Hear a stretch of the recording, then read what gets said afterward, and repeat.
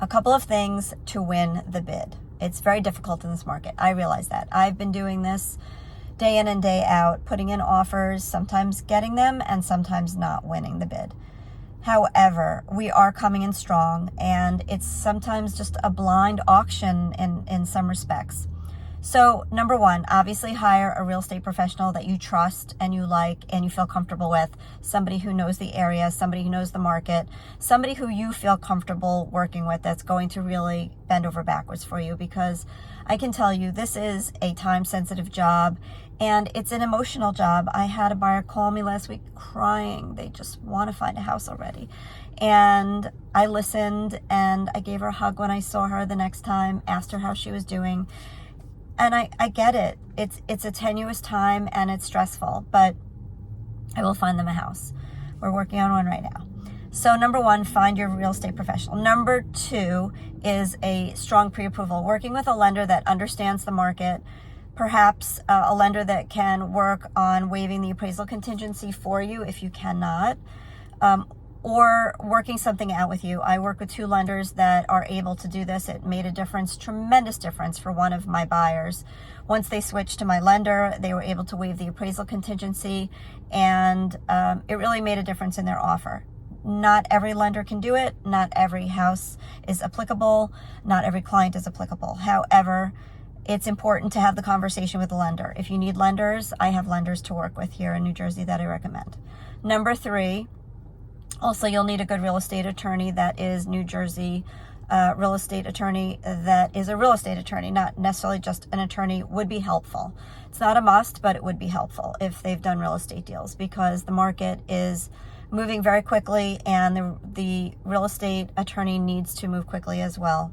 We need to get in and out of attorney review as fast as possible because other offers could come in. Number four, we need to look at price. I need to go back and take a look at price with you, see what you're comfortable paying, see what closed on the market, see what the house possibly could appraise for. No one can guarantee it, of course, and things are going way over asking, especially under $1 million. So we need to take a look at the comparables. It's kind of a blind auction at this point, unfortunately. So you will just have to do the best you can and put in whatever you're comfortable putting in, whatever you want to pay for this house. We can talk about that in a little more detail. Number five, waiving contingencies or limiting contingencies. If you have a home to sell, it's not going to work in this market, unfortunately. So one is no home sale contingency. Number two is waiving the appraisal contingency completely if you can, or we'll put a cap on it. It's very difficult to win the bid if you're not waiving the appraisal contingency, because a lot of people are, and it's in the offers.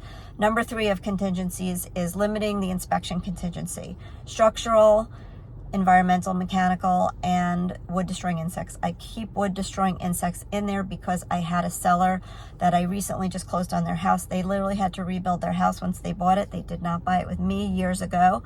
They had to rebuild it because they found out later on it had a lot of damage from termites, and they had to basically rebuild the house. They didn't have the money for it at the time. It was really disheartening, and I always remember that story in my mind, and I make sure that we check for wood destroying insects.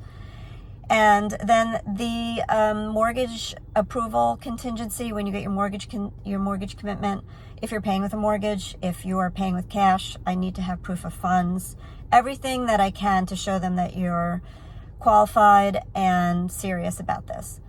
So the other couple things are closing. When the seller wants to close, we want to find out as much as we can of what is important to this particular seller, because every seller has a different agenda, has a different time frame. Do they need a use of occupancy? If not, when do they want to close? We can coordinate with the lender a comfortable closing date that's comfortable for everybody. Generally, you'll need 30 to 40 days to close a mortgage. We still have to do an inspection and so forth. You have to order title, and the process begins. So these are just some of the important things. And of course, I'm going to try and be as communicative with all the parties involved, whether it's the attorney, whether it's the other real estate seller's agent, and really be on the same page. Of course, I work for you as my buyer, as I do for my sellers. But as your buyer's agent, I work for you. I will work really hard to make sure that we do everything possible to have the strongest offer that you are comfortable with. And I will work on everything as much as I can with the agent on the other side.